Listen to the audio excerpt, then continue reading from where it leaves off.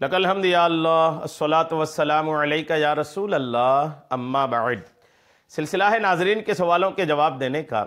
ناظرین میں سے ایک نے کسی ویڈیو کے کمنٹس میں یہ سوال لکھا ہے کہ 4 رکعت والی نماز میں 2 رکعت یا 3 رکعت نماز کے بعد سلام پھیر دیا غلطی سے بھول سے تو کیا کرے؟ نماز دوبارہ دہرانی پڑے گی یا کیا اس کی صورتحال ہے؟ یعنی مثال کے طور پر 4 رکعت نماز کی نیت باندھ کر کے نماز شروع کیا، بھول سے 3 رکعت کے بعد ہی سلام پھیر دیا یا 2 رکعت کے بعد سلام پھیر دیا، یعنی 4 جتنی کی نیت باندھا تھا۔ خلاصہ یہ ہے کہ جتنی رکعت کی نیت باندھ کر نماز شروع کیا تھا اتنی رکعت پوری ہونے سے پہلے ہی سلام پھیر دیا۔ سلام پھیر دینے کے بعد اب یاد آ رہا ہے کیا کریں کہ میں نے تو غلط سلام پھیر دیا، ابھی تو نماز میری باقی ہے۔ ایسے شخص کے لیے کیا ہے، کیا کرے وہ؟ آئیے توجہ کے ساتھ سنیے۔ اگر 3 یا 4 رکعت والی نماز میں 2 رکعت پڑھ کر یا 3 رکعت پڑھ کر بھولے سے ایک طرف یا دونوں طرف سلام پھیر دے، ایک طرف یا دونوں طرف سلام پھیر دے، تو جب تک کوئی ایسی بات نہ ہو جس سے نماز جاتی رہتی ہو، یاد آنے پر فوراً کھڑا ہو جائے اور باقی نماز پڑھ کر آخر میں سجدہ سہو کر لے تو نماز مکمل ہو جائے گی۔ جی ہاں، ایک طرف سلام پھیرنے میں یاد آ گیا تو آپ فوراً کھڑے ہو جائیے اور کھڑے ہو کر اپنی نماز پوری کیجئے، اور اخیر میں سجدہ سہو بھی کرنا پڑے گا۔ سجدہ سہو کریں آپ کی نماز ہو جائے گی۔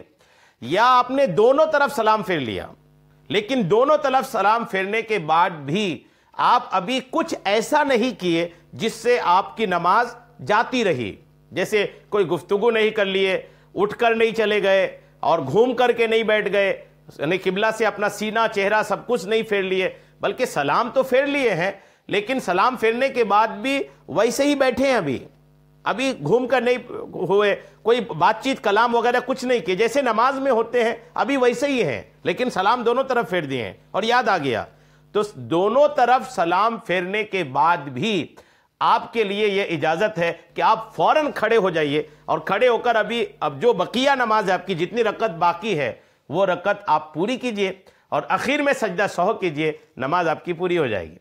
جی ہاں، اور اگر آپ نے کوئی ایسا عمل کر لیا، کوئی ایسا کام کر لیا کہ جو نماز سے باہر کر دیتی ہے، گفتگو کر لیا، بات چیت کر لیا، اٹھ کر چلے گئے، گھوم کر بیٹھ گئے، اگر ایسا کچھ عمل کر لیے کہ جس سے نماز چلی جاتی ہے تو پھر اب وہ نماز آپ کی پوری کے پوری باطل ہو گئی، آپ کی نماز ہوئی نہیں۔ دوبارہ نیت باندھ کر کے از سر نو آپ کو پوری نماز ادا کرنی پڑے گی دوبارہ۔